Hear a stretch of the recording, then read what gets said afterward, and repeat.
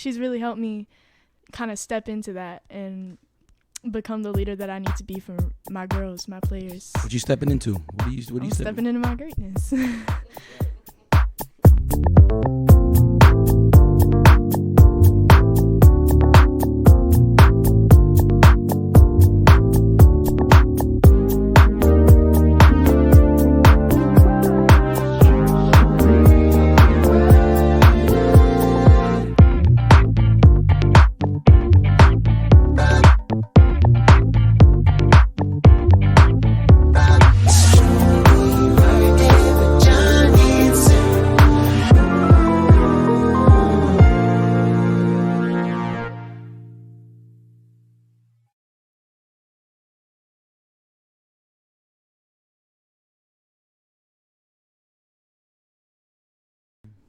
I had an injured rotator cuff for one of my fights, and I had to go to physical therapy.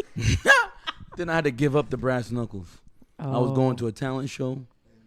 They had a metal detector. Oh, you had to throw them out. I had to drop them. I had the switchblade in it too. Ooh, I had to go. Nice. Guess I'll have to edit that part out. That's not being recorded, right? Y'all can keep it in. I mean, now I'm Coach Johnny, community man. Family man, lover of Ebbs. Yeah, exactly. Good. I'll just talk to her and a whole bunch of people. She had me on Bluetooth. I said, why y'all people talking? We're getting our fence put in. Oh, right now? Mm-hmm. Well, they're going to finish tomorrow. Nice. She The pool is next. The pool is next. And then we'll have 2 pools. Yes. I will not be getting a pool. All right. So just remember that when the mic comes to you, to hold it right up to your mouth, pointed right at your mouth. I'll try to catch your level. Joseph, put your phone away. Disrespectful old ears. Look how excited he looks to be doing this today. Yes. You are my son. Look, what did I just say? I just gave a lesson in this. He's the exact same way. Well, we'll see how it goes. We'll pass it around. We'll see how it goes. Did anybody listen to part 1? Hell no, they Of course listened. they didn't. Hell no. Victor did. No, I did. Yeah. I listened to it a second time on the way home today to get ready. So I have a secret. I have not listened to part 1. Oh. I was there though. I mean, yeah, we were there. I'm gonna listen to them both together. All right. Well, ladies and gentlemen, welcome to the Strongly Worded Podcast. I am Sue O'Lear. And I am Johnny Hampton. And we are coming at you from the dining room studio full of the sons and daughters and one biggest fan, I guess we'll call Vic. Biggest fan? Yeah, our biggest fan. We are embarking on part 2 of our Father's Day episode on fathers and coaching and the coaching relationship between parents and their kids. And we are excited to have 2 of my kids, one of Johnny's kids, Victor and his 2 boys. All of us adults are in coaching or training roles, and all of these kids are coachees. Is that a word? I made it up. It's a word now. So welcome back, Johnny. Any thoughts since part 1 about any reflections on talking with Fred and Joe about parenthood, fatherhood for Father's Day, and any insights? No, not really. They said a lot of the things that I would say because I've been coaching my son for a while. Interested to see what he's going to say. We might get a lot of yes/no answers, but we'll see. We'll see. We'll see how we do then. Like, it'll be a test. Yes. For us as hosts to try to elicit good responses. Well, let's start with Victor. Let's go easy. Let's start with Vic Sr. Victor Rodriguez, parent, friend, coach, vacation partner. We leave in 8 short days. We get on a plane to fly away. Johnny, you and I can share this mic. Why don't you give that one to Victor? And Victor, welcome to the Strongly Worded Podcast. Thank you. How we doing? Thank you for always being the first one to listen to our episodes. Oh man, I love it. I love it. Do you have a favorite? The first two when y'all was just going back and forth with each other, I love it. That's trash. That means like we went downhill from the first No. two. We done got like 20 more. No. Yeah. I learned things about my friends right there. So Uh-huh. to me, that was Those are fun to those were the record fun ones. when we didn't know what we were doing and it sounded like we were in a tunnel. Our sound has had a bit of a glow up. Yeah, it did. But learning, you know. So in part 1 and now in part 2, we're talking about the father-child relationship through the eyes of coaching. What I don't know. Do you have a relationship? What was your relationship like with your father? With my father? Yeah. Like Johnny well, not Johnny. Johnny, he was the exception, but Fred. Yeah. Not my father wasn't there, but my father was on drugs, so he wasn't there. But then my stepfather came in, and when I was about 7 or 8, and everything I know is because of my stepfather. Yeah. Sports, camping, woods, all types of stuff is because of him. Did he coach you?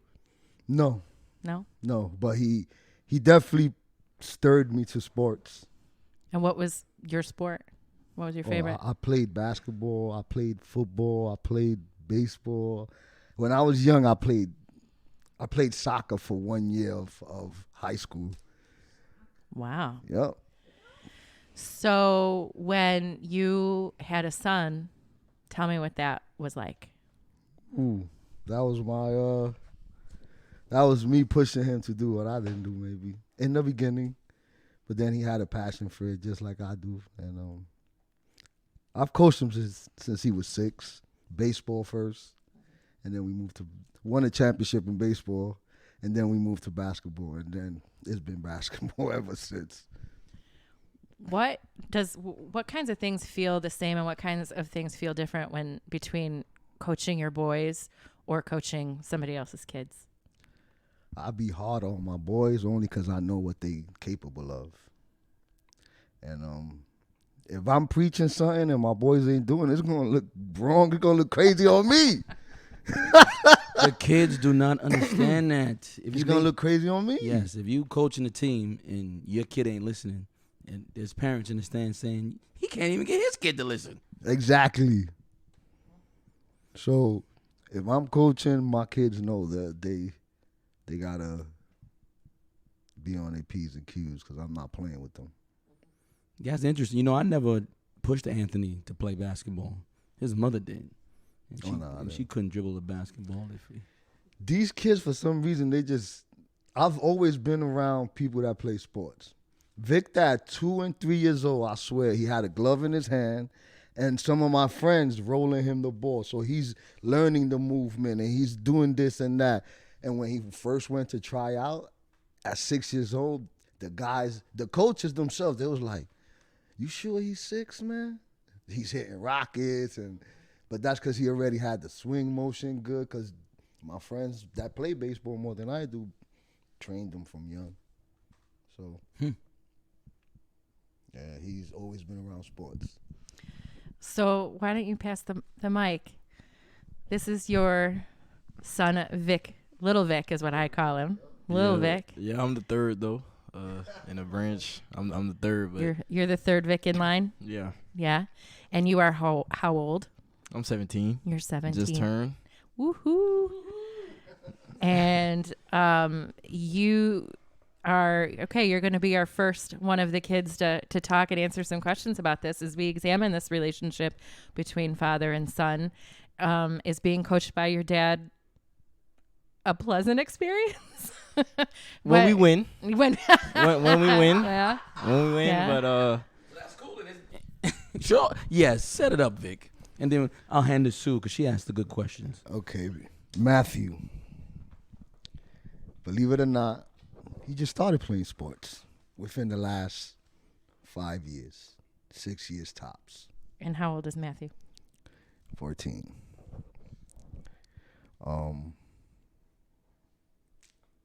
He had things with him when he was young, which he wasn't into sports. He was into his own thing, watching movies, playing with the cars and everything. So he wasn't into sports. He got into sports before we left New York, about a year before we left New York. But when we got here, he went to a next level. And now, look, he's playing with his brother. He plays with Joseph here. That's probably 4 years older than him. So he's come a long way. So I'm probably softer on him than I am on Victor. Softer? Yeah. Let's see what Matt has to say about that. Hello, Matt, hello. do you think your father is softer on you? Softer on me than him? Yeah. No. No. Spoiler alert, I don't think so either. No, not at all. No. I think he's the same with me than him. It's just that I talk back to him. There's the difference. Oh. He's the only one that talks back. So, and is that just who you are? Like, do you do that as a son in general, or is that just on the court? Yes. I definitely do that. I do it with Coach Johnny too. It's not reserved for only Victor. So, talk to me about kind of the same thing that your brother did. How does this coach-player relationship affect your father-son relationship? It really doesn't. You know, whenever he's coaching me, he's like my dad on the sidelines, except he's more louder, and I'm able to listen to him a lot clearer because he's the coach, obviously. But yeah, it's like the same as when he's on the sideline. Have you been coached by someone that's not your dad? I mean, other than like us sitting here? Yes. Yeah. But what's the difference? There not really is any difference. It's just that the coaches I've been with before are a lot different than him in many different ways. She's asking you what's the difference. He screams more and like he criticizes what I do wrong more. Do you hear it differently from your dad than you hear it from another Yes. coach? Yes. Yeah. Does it? How is it different? Is it more serious? Is it? It's a lot more serious and he goes in depth. So like I understand it more than what another coach would tell me. That makes sense. That's because he's probably a better coach than those guys. That's why you hear it in depth. If a guy is coaching you, you should hear it in depth. He shouldn't coach you and then you have follow up. Oh, but I have a secondary question. You should know what he's trying to get you to do. I'm not gonna start beef with any other coaches. Aw, good boy. Why don't you pass the mic over to this handsome gentleman? Hi. Hello. This is. I know. Listen to that. This is my son, Joseph O'Lear Jr., second in the line of Josephs in our family. Joseph, how old are you? 18. How long have you been playing sports? About as long as I can remember. Do you remember having a rattle shaped like a basketball? I don't remember that. Yeah, you got a little rattle shaped like a basketball, and you would bang it on the floor before you could dribble. Don't Yeah. remember that. So did you make a conscious choice to play basketball? Were you just so influenced that basketball was going to become your big sport?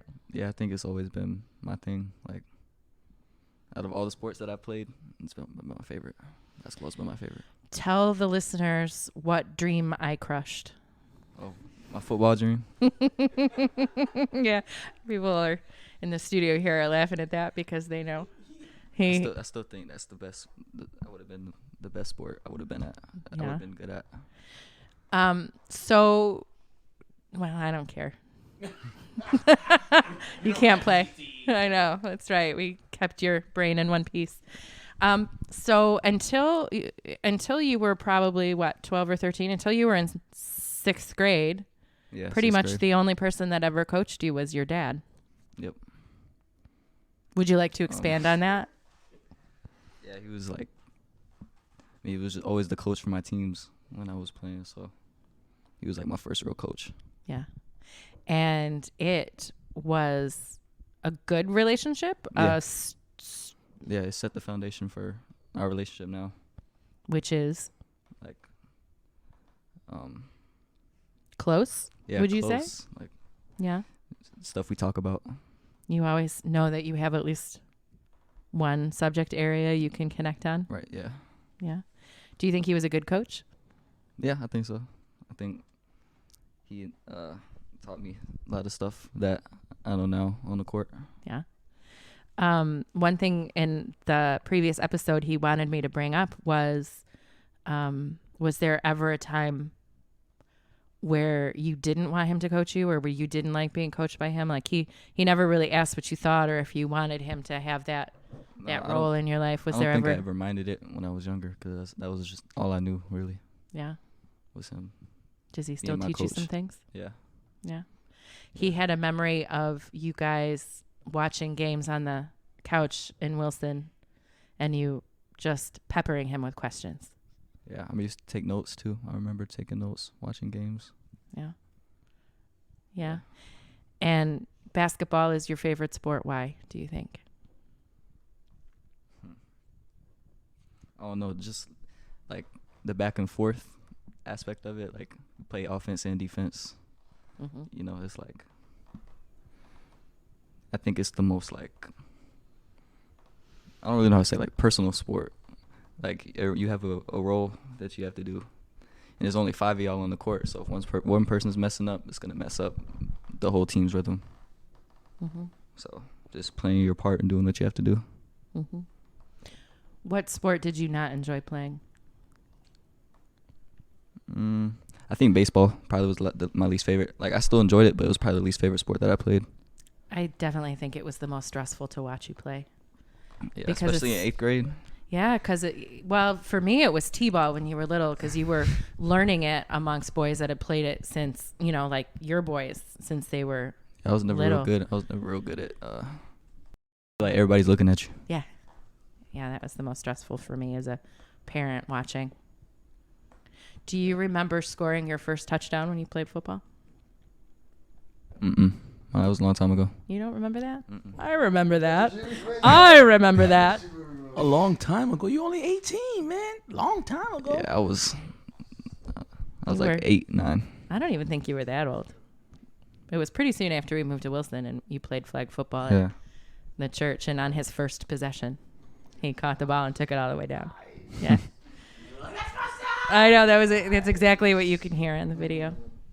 So do you, I know that I see you making a transition from player to coach. Do you ever see yourself really making? Yeah, sometimes. Like when I'm on the sideline, it's like sometimes I feel like this is like what my next chapter is.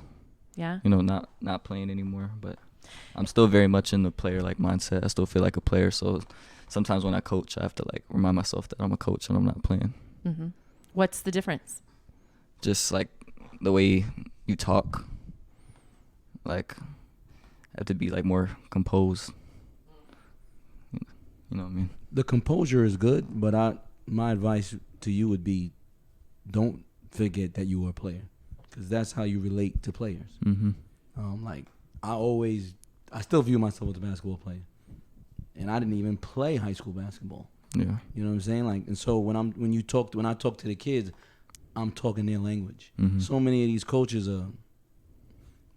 it's coach speak, and you don't understand it. Like, Yeah, you what gotta are know how to what are connect you talking with the about? players. When there's a player who actually still can remember what it's like to play, you can relate to them more. Right. So like that's a great answer, but I would say the composure is a good thing. And I don't know if I'm the one to talk to you about composure, but I would say don't change the fact that you look at the game like a player, because that's how you win. Right. Yeah. I think it's easy to, I think you can tell even in our league, you can tell the coaches that didn't play or that learned it, are learning it in a different way. So yeah, I think that'll be a valuable trait. I think coaches that play definitely have an advantage, like in coaching wise, because they know what has to be done. Like sometimes I feel like when I'm being coached by someone who doesn't play, it's a little different. Mm-hmm. Yeah. Exactly. It is hard to talk about something when you haven't been in that situation, for sure. Mm-hmm. So, present company excluded, like not to say your dad or Coach Johnny or Coach Vic, then who is a coach that who's one of your favorite coaches? Who's a coach that you respect? My middle school coach, I had a feeling you were going to say that. Coach Reggie. Tell me why. He's just always been my face. His energy was always there. He was real passionate. You could tell at the practices and on the sideline. Like, I've never had a coach like him. And it wasn't a passion just for the game. It was for a the kids passion that for he the was kids. Coaching. Yeah. Mm-hmm. You could tell he really cared about his job. Yeah, he cared about you guys a lot. He called Joseph his white son. And it would make me cry. Yeah. Because he did. He really loved those kids. So do you remember us sitting together in the stands watching your sister play basketball for the first time? Very vividly at Upward. Mm-hmm. Do you remember having any thoughts about what type of a player she was? Definitely not what she's become now, but yeah. Did you think that we would see this? I thought she was just playing just to play. I didn't think that she would ever take it serious. Yeah. So what do you think now? I'm very proud of her. I am too. Still got a lot of work to do, but she's gonna be good. She's gonna be good. Why don't you hand her the mic? We'll talk to Carolyn next for a minute. Thank you, Joseph. Hi. Hi. You're finally on the podcast. Finally, I've been asking for so long. I know. Well, hopefully you'll come back and talk about other things besides just this. But before we get into other questions, I just want to kind of build on what we were talking about with Joseph watching you upward. Something on the first half of this episode your dad brought up was wondering how it felt to you, or did it feel a type of way to you that your dad coached Joseph so much and he wasn't able to do that when you started playing sports? I haven't really ever thought of it that way because that's all we've ever really known is just dad coaching Joseph and Joseph playing ball. I never really had that type of passion for basketball until I started out at 12, 11. So I definitely started later. I didn't really see it that way because I didn't want to play basketball until I was, older. 12. Yeah. Well, and at the time, at that period of time when your dad's job changed and you didn't have that kind of freedom and flexibility to coach you in games, you were with me at the studio. Do you remember some of those days? I do. Yeah. You were coming to places where I taught group fitness classes. And then when we opened Trio, you were very often teaching classes with me. Even on the platform. Mm-hmm. That's also, my mind kind of just wasn't really on Dad and Joseph because I enjoyed working out with you in the studio. I wasn't really ever thinking about Dad and me with basketball because I always wanted to be with you, teaching classes and working out with you and your friends. We had a good time, didn't we? So now you are an athlete playing sports, team sports. And your dad is both your dad and a coach on for one of the teams you play on and for one of the teams you play against. Talk to me a little bit about what that's like. It's it's more enjoyable for me to almost play against him because it's a type of competitiveness that is fun. Like, our relationship is always joking around with each other, right? That gives us I don't know, sort of bonding type thing when we talk about our teams playing against each other. Because I don't know, him coaching me hasn't always been the best because when it comes from my dad, it irritates me. But also Dad has always been the person that I've kind of fallen back on when I go through stuff with basketball when I wasn't playing for him. So for him to be someone that is talking to me about stuff that I would have wanted him to fall back on for, it's different. And I kind of miss when I came to him for that type of thing. You can't go complain to him about him. I can't go complain to him about himself. That's an interesting thing to bring up because I think, it's cool to coach your kids, but they don't have that outlet to say, man, the coach was hard today. Because who are they going to tell? They're Hell, That's actually has brought me and Joseph closer, I feel like, because he's been coached by Dad for so long that when I go through stuff when Dad coaches me, I've kind of gone to him about it too, because you're also my coach, Mom. And so it's brought me and Joseph closer when I go to talk to him about this type of stuff now, because you guys have been my coaches for a while. yeah, my son can always complain to his mother. She'll take all those complaints. Or Miss Sue. Come right on over. I'll get Skittles. Yeah. Well, good. Okay, I'll take this back. So now that you are passionate about a sport, one thing that your dad mentioned that he wished he could share with you, that he shared with your brother, was that time watching basketball together. But you don't really, it's not really your jam right now. Really Tell me like to about watch that. basketball. Why not? I don't. There's not much to say. I've never really enjoyed it the way Joseph and Dad have. That's kind of their bonding thing. But I'm trying to find other ways to bond with him about basketball, just other than coaching, because I've never really liked to watch basketball unless Joseph was playing, or Vic was playing, or Matt was playing, or Anthony was playing. If I didn't really know them, I didn't really care. So maybe having a player that you like or are interested in would be helpful. What about, hey, have you ever even really sat down and watched women play? No. That's probably bad on us. We don't watch girls basketball. Well, we will now. I mean, seriously, your dad wasn't even really into it before you started playing. Someone does send videos of girls shooting jump shots to watch, though. Somebody does. Somebody does do that. So, I'm sure. But this is another relationship we can talk about too, because I probably, one of the things in our, like, we're a family sitting here all in this room together, and you're coached by all the dads in your family. Yeah. That.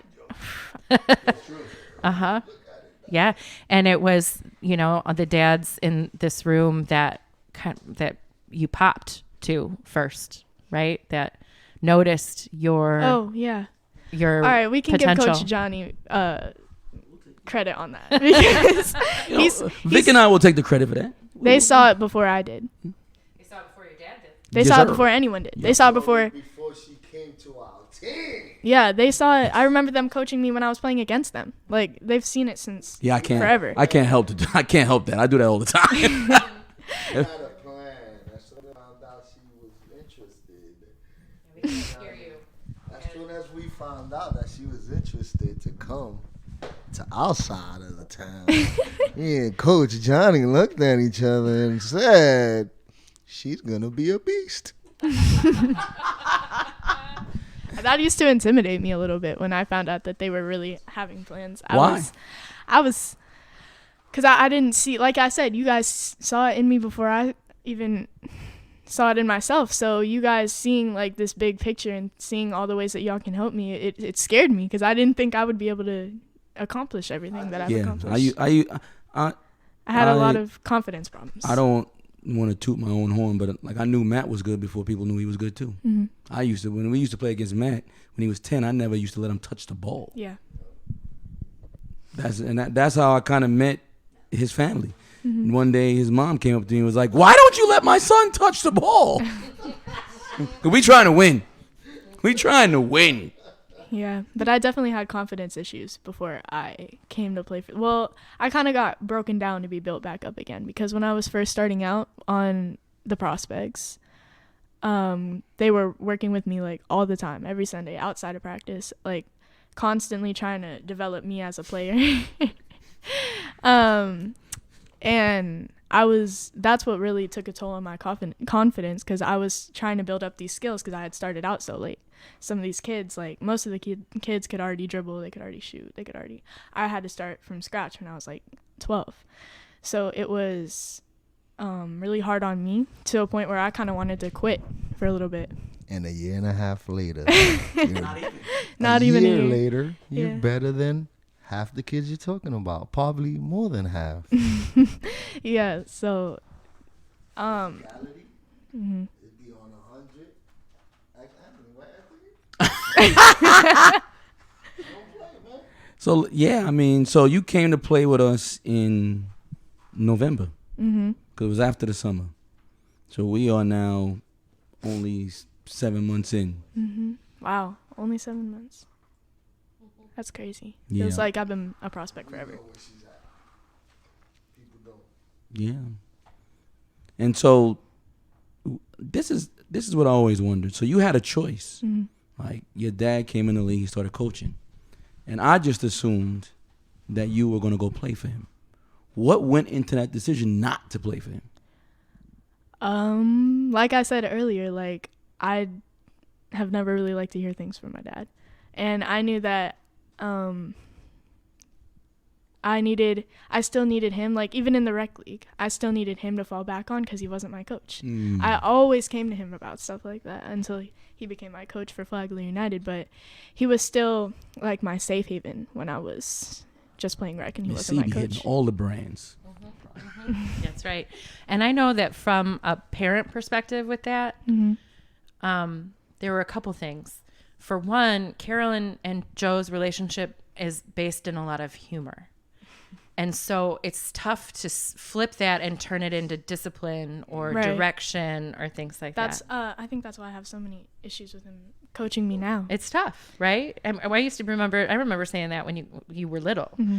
And he would joke and joke and joke, like trying to redirect you until you got pissed about something. Yeah. And there was, there was no process, right? And I think another thing too that we talked about a little, why you stayed on the prospects and didn't play for Dad, is because of that vision you two had and this plan you had. We felt like we wanted to just see that through. Yeah, for sure. I didn't want to cause any ripples in the process. I just wanted to keep developing, and I didn't want to have any bumps in the road with that. I just wanted to be the best I could be, and I felt like a change in teams would have slowed my process down. So all you guys who are coached by your dads, do you feel like,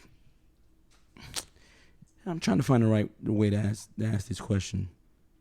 Do you feel like your dad is tougher on you than every other player? Or do you feel like he just coaches the same? Yeah. He's definitely tougher on me because he sees the player that I am compared to the people that I'm playing with a lot of the time. So he knows my potential and he knows the stuff I can do, and he is definitely harder on me. Now, do you think he would say he's tougher on you? Yeah. Really? Mm-hmm. I don't think he did. Okay. What about you, Vic? My dad is literally the hardest person on me. Like he's my number one supporter, but he's like my biggest hater at the same time. But is he tougher on you than he is? Yeah, definitely, most definitely, because he sees the potential. He knows I could be great, so he tries to help me with that. What about you, Matt?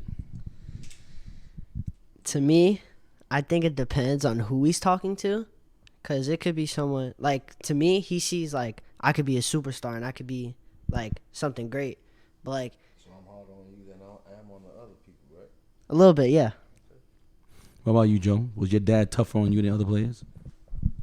I don't really remember. I'm gonna just assume he probably was, but that was a long time ago when he was coaching me. And now we'll get to ask who I call employee number 8, my son Anthony. Now, do you think I'm tougher on you than other players? Yes. And what? So you think I yell at you more? Yes. We all do. Is that right? That's right. So when my dad was here, he would always say, "You're too hard on my grandson." But why do you think that is, though? Because you see the potential I have to be as a player. I don't know, man. I think I yell at everybody. Can I say something? Okay. We yell more at our kids, maybe because we know when they slacking on the other ones. So now, Anthony, I've been coaching you since you were how old? 8. 8 years old. Do you think has it been hard to play for me? No. Easy? Yeah, I would say yeah. Why do you think it's easy? I don't really know. So I watch your Flagler United practices, and I do think your dad's harder on you than others. What goes through your head when he's talking to you like that, when he's fussing at you like that? Like, it's aggravating. Yeah. Is it aggravating as a dad? Like, do you feel like you're being yelled at by your dad or you're being yelled at by your coach? Both. Yeah. And so what do you do to get past that? Like, what are those car rides home like? Are you able to put it right away, or does it linger? Put it right away. Yeah. Well, that's good news then, right? He's not gonna talk regardless. So, like, no, I'm saying in terms of that. I mean, when I'm yelling at you as your coach. Like, you don't. We need video of you running sprints. Then you could possibly see. And so, do you sometimes wish you had another coach other than your dad? No. Why? But why not? Because he coached me for longer. But I mean, there's other coaches that could be just as good. No, it wouldn't be the same. Like, just wouldn't be the same. He doesn't. Yeah. Like, do you think maybe another coach wouldn't care as much? No. Yeah. So does it sometimes feel like those tough practices when he's after you, that it's love? Yeah. Yeah. Let me ask you a question. Tell me why your dad calls you employee number 8. I don't think he knows. I don't know, but one day he gave me that nickname. Tell us. So back in the day, there was this commercial. There was this guy, Antoine Walker. He played for the Boston Celtics. And he had a commercial. He was number 8. And the commercial was like, you know, these guys are my co-workers. He's talking about his teammates. It's a big commercial. And then at the end, he said, I'm employee number 8. I make baskets. Mm-hmm. And you make baskets. You do. You don't have to be humble here. You are very good, right? Yeah. How much of that do you think you were born with, and how much of that do you think is the way you've been taught and coached?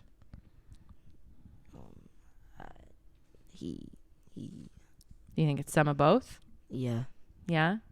Do you think that you play at your best in these practices for your dad? Do you think you would play as hard for another coach? No. No? So when you're practicing with the high school kids, do you perform in the same way as you do when you're at Carver? No. So tell me how it's different. What's one thing you do different at the high school than you do at Carver? Because when I play with the high schoolers, I try to prove something, you know. And you don't feel like you have to do that? No. Not in the Carver record. Well, I mean, I just mean at Carver, like when we're practicing even for Flagler United or whatever, you don't feel like you have to perform at the same level as when you're at the high school? No. Well, I think we just discovered something. So you feel like you just been busting these kids' ass so long, you don't got to show them nothing no more? No, I do, but I do. Do you think it's the more how you want to be perceived by the coach, or more how you want to be perceived by the other players that you're practicing with, that you work in a different way at the high school than you do at Carver? Like, do you care more about what the coach sees, or is it like trying to keep up with the kids? I care about what the coach sees. Yeah. So you don't care if Vic comes up to you after practice and says, yo, you was raw today. You don't care about that? I do, but I would care about what the coach sees. I think that's interesting. Do you remember making the choice to play basketball, or is it just something that you always did? Yeah, something I always did. And what do you think the role basketball is going to play in your life down the road when you're not in high school anymore? I don't know. Can you ever visualize a situation where you're doing what your dad does? Yeah. Yeah. Is that something that you kind of want, or is it? No. You got big dreams, man. Put them on the podcast. Put them out in the ocean. What are your dreams? Yeah. Yep, I want to go to the NBA. How you gonna get there? Put in the hard work. Oh, okay. Yeah, exactly. For Coach Williams at FPC, not for Flagler United. So let me ask you this: do you think we would be as close without basketball? No, because it's something like what me and you've been doing for like our whole lives. Your whole life, son. I'm old. Yeah, so you think it's made our relationship better? Yeah. That's good. That's awesome. Anthony, I have to just say, even more than anybody else sitting at this table, it's super meaningful to me that you were here because I know this is way outside of your comfort zone to be sitting here with a microphone. Yeah. So I appreciate you being a guest on the Strongly Worded podcast. Thanks. You're welcome. So you can share it now or you can keep talking, whatever. But, I think a couple other things to explore before we wrap up. And one thing, and I know it's a Father's Day episode. Oh boy, here they go. Here come the flim flam. The flim flam. But we are focusing on the role coaching has with your relationship with your dad. Does anybody here have something similar that they have with their moms, or is it just totally different? Well, Mom, you are on the coaching staff for our travel team. You train us, and it's almost the same as being coached by Dad. But meaning I annoy you too? No. like Coach Vic said, you know when I'm slacking. Mm-hmm. You know when I'm not giving my full 110%. Which isn't very often from this one. Not for her. Yeah. It's different with your parents. They know when you're having an off day. They see it when something's just not right on that day. If you're, lost in practice or just not really there in the workouts, which also is kind of an upside to having your parents coach you because they know they can tell and they can help you through it more than maybe a coach could, except for Coach Johnny because he knows too. Because Coach Johnny's everybody's parent. Everyone's. Mm-hmm. Yeah. Oh, who else? So pass the mic. So this, as we sort of wrap this up, like we've definitely focused on the role that coaching has in the father-son relationship. So what is there something equal and opposite, something, that is similar that strengthens your relationship with your moms? Is really with my mom, with our mom, she really just likes going to watch. She doesn't really understand everything. Mm-hmm. So, it's fun to talk with her after the game and explain things to her, mm-hmm. and she just, every time we play and we talk about the game after, she's like always real into it. Like she's real excited to always talk about it, and mm-hmm. she just loves when we do good. But if we do bad, we gonna hear it. we gonna hear it from both of them. Yeah. Well, and I know that as the mom, before I had the role that I do now, like with the league or with Flagler United, I could feel left out.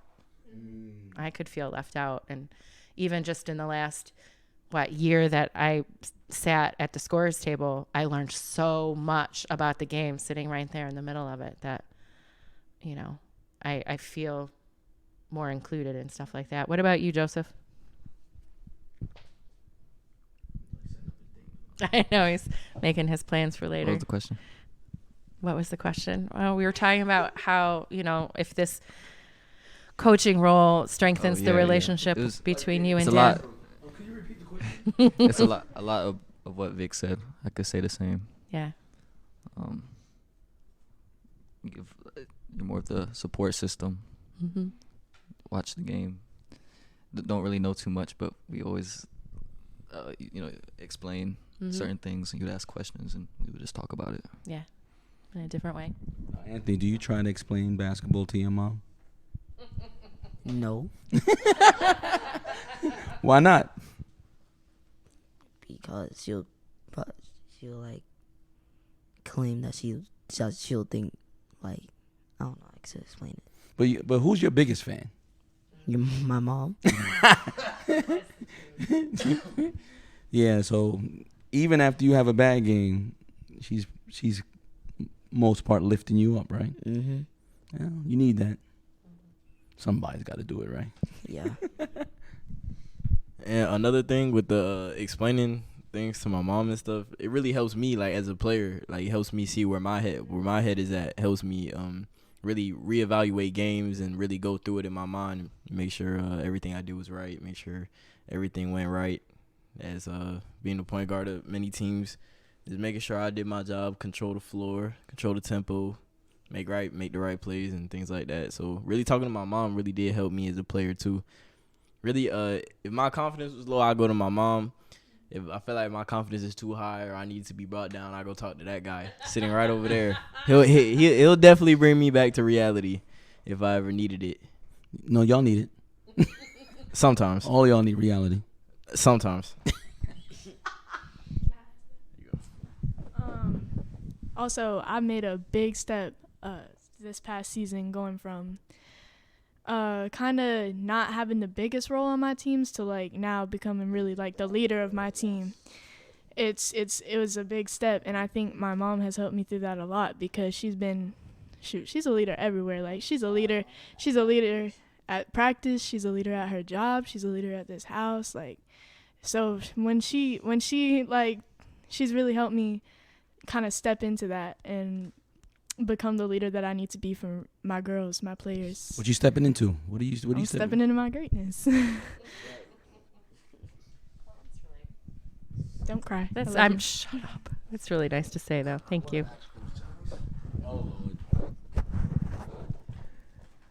After the games, does coaching ever stop? No. So when I'm driving home from a game, I'm thinking about the game. I'll say that we'll be driving home and I'll say to Anthony, if we would have just did X, Y, and Z, or they did something, and he'll be like, yeah, like even the next day, sometimes I'll message Sue and I'll be like, yes. So I'm thinking about what happened yesterday. Yes. And I'll say like, if we would have just did, no, it don't stop. It doesn't stop at all. And I asked that because I'm the same way. Like if we have a bad game, which is rarely, I'll wait for the drive home, let them calm down, and when we get home, then we'll talk about the game. Yeah, like for me, it's immediate, and I'm thinking about it. But then, like sometimes, you know, I'll take a break, and then the next day, like 24 hours later, because I remember like every play of every game. It's like a weird thing. Like I can remember so many things. I know. And I so, do it too. And you know, I could tell, and I'll tell Anthony, you did so and so. And he'd be like, what? It's like, yes, you if you would have just not shot that float or just, so no, it doesn't cut off. I also like to wait till I get home because sometimes I'm so upset that it might come out the wrong way of me trying to teach them. Yeah, see, I don't get upset when we lose. I only get upset if we lose and we didn't play our best. I'm a sore loser. You know what I'm saying? Like, so I don't like to lose. I mean, don't get it wrong. Like, I'm a sore loser. But it's not something I've had to get used to. You saw how down I was after coaching them 3 games. Yeah. So, but for me, like, as long as our kids, like, I'm never disappointed in Anthony unless I feel like he didn't play as hard as he could. I'm not disappointed. I'm just certain things that I know our kids should do, right, that they know they should do, and then they don't do it. That's what gets me upset. Yeah, so when we have those conversations, it's like, you know, let's talk about these things. Like we've had a lot of conversations with our 2 teams about that, just what we do in practice and how it translates to the games and those kinds of things. But for me, yeah, no, it don't stop. I wish it did. Sue, does your training stop? Never. You see somebody limping, you see somebody not walking right, they might grab a little bag, the side of their back. I know you see those things. I mean, other things. Like one of the reasons that I educated myself about jump rope training is because in middle school, Joseph had this little takeoff that Coach Reggie said was like a Fred Flintstone. You know how Fred Flintstone took a step before he took a step? Yes. And he said, he's the one who said it to me. He said, look into a jump rope because that helps take care of that, you know, and I do, I even more than I look at how to help them recover. I see how they move. I see where they need strength. You know, I mean, Joseph, very naturally athletic, but we worked on that vertical. You know, we worked on stuff like that. So, prior to basketball, most of my training was in endurance, sporting events, and a lot of training of individuals, not necessarily of teams, triathletes, obstacle course racers. We trained people to complete a Spartan race, things like that. So a lot of that training is very functional movement. And so, it's the same thing. I'll say to Johnny, what are you guys doing at practice tonight? So I can choose things. Or if you notice how intently I listen to your speeches before and after or during timeouts and stuff. So when you say that they're soft, I pick things to do that get them on the floor or get them, you know, being more physical or things like that. Yeah. So that what I do reflects what you guys are with you doing. Being a sports mom, your husband being a sports dad, coaching Joseph all them years, you ever felt Joe Sr. was going too hard on Joe? No, I think it was probably the other way around. Yeah? Yeah, I think that there are times that Joe thinks that I am too hard on the kids. Because my wife would be the one to be like, yo, relax. Yeah. And I'll be like, yo, you're not coaching them. And I want to address things now. And I had to learn to give people time. Gotcha. One of my strongest reactions to something that happened with Joseph, I should have given him time to process before I went in on him. Okay. And Carolyn has taught me the same thing with her. That's why I wait a little ride home. Let them, because they might say things that they don't really mean because they're upset in the moment. Everybody in my family thinks I go too hard on Anthony, so. And now my friends do too. Does Anthony? I never said you go too hard. Anthony, do you think your father goes hard on you, even outside of basketball? Yes, but not too hard though. Like just hard on me. Yes. Yeah. I have the way we grown up. Man. I have expectations. Yes. Yep. And I expect him to be not only a good basketball player, but a good young man. And a good person, period. That's what it is. And he understands that. Like I think that's what we teach too. Yeah, like he understands that though. Like I don't know if he did at first. Like I don't think when he was still young. Yeah, man. like I think when he turned 13, he didn't understand all the things that I say, but I think he understands them more now. We talk about a lot of things. We talk about trust, loyalty, who your real friends are. And so I think he gets more of that now than he used to. Would you say would you say yes to that? Yeah. Yes. So from the bottom of my heart, my thanks to all of you kids for coming into the dining room studio today. Johnny and I have been looking forward to this for a really long time. Yeah. And I hope that we'll have other topics that you'll want to come talk about down the road. It doesn't, I joke, our conversations always come back to basketball, and we're not a basketball podcast. We're just in a basketball time. I think we just do so much basketball. It's just our everyday life now. I think one of these episodes, and you can edit this out, we should just get everybody here, Deb, Joe, Nadine, and just talk about our little family. I think that there will be a perfect opportunity to do that when we're on vacation, and I have purchased the microphones with which to do it. Yes, I'll be drunk though. And we will be drunk though. Those microphones will smell like tequila. Like vodka. Yeah. But anyway, yes, I'm super thankful that you're all here and that you came to speak with us today. I think it'll be fun to listen to it back. And, you know, some of you are very comfortable expressing your thoughts, and others say a lot with just a couple of words. But they were all super meaningful to us today. So thanks for joining us on the show. Ladies and gentlemen, you can find more of the Strongly Worded podcast on Instagram at the Strongly Worded Pod. Please join our Facebook group, the Strongly Worded Pod group. And you can find us on Twitter. How many countries? I don't know. I gotta look. I'm gonna look when we get over We'll here. have to check our stats. Pretty soon, though, we can add Mexico to it. Yes. In 8 short You know why? days. Because I'm just gonna listen while we there. That's right. Just so we pull it show up up on on- the stats. All right, everybody. Thanks for joining us. We will see you next week. All right, you guys have a good time? Yeah. Was there anything you wanted to say that you didn't get to say? I was gonna say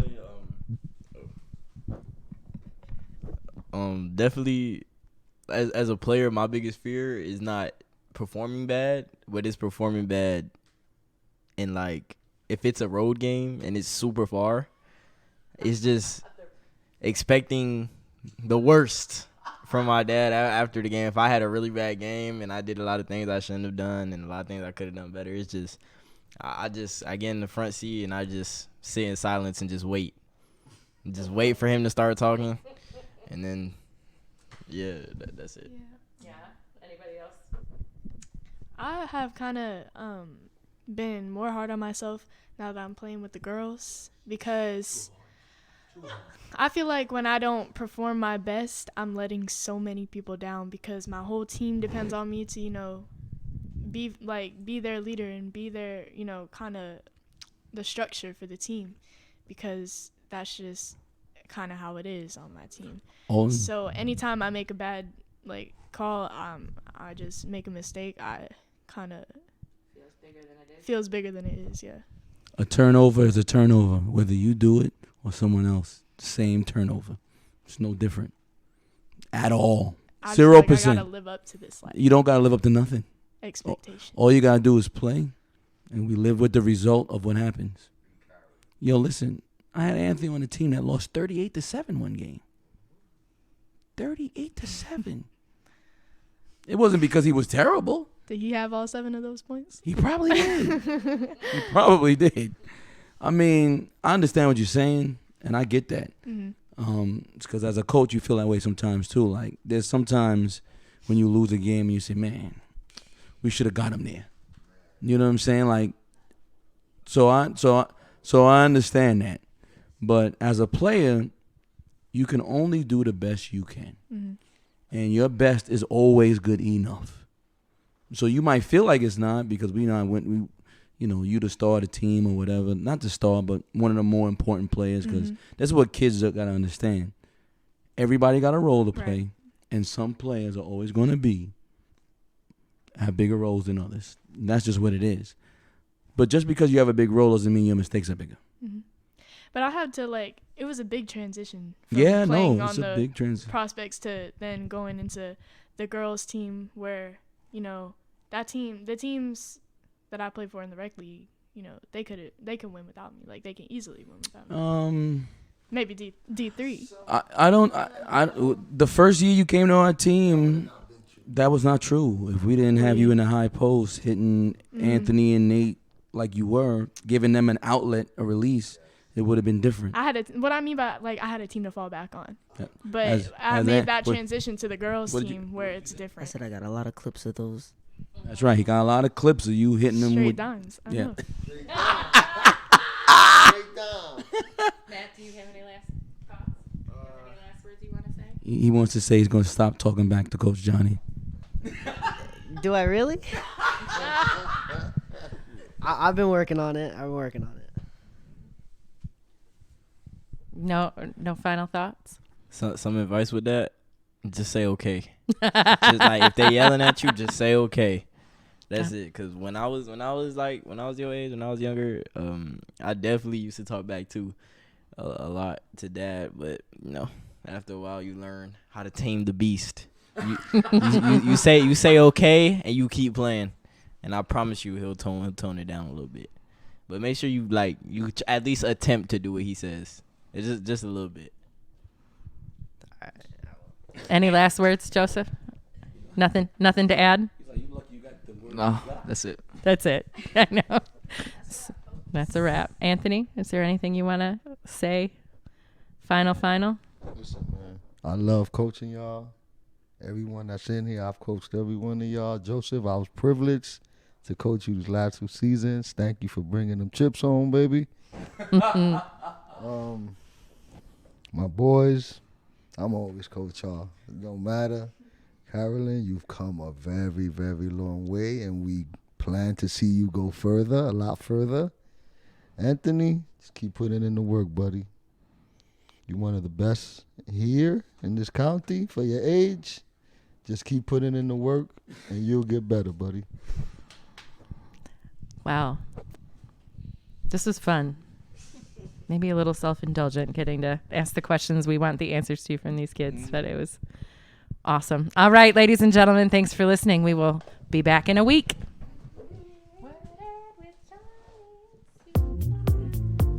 This Strongly Worded podcast is written and produced by Johnny Hampton and Sue O'Lear. Music production and vocals by Marshall Max LaMont Hamilton, and cover art by Samantha Shakes.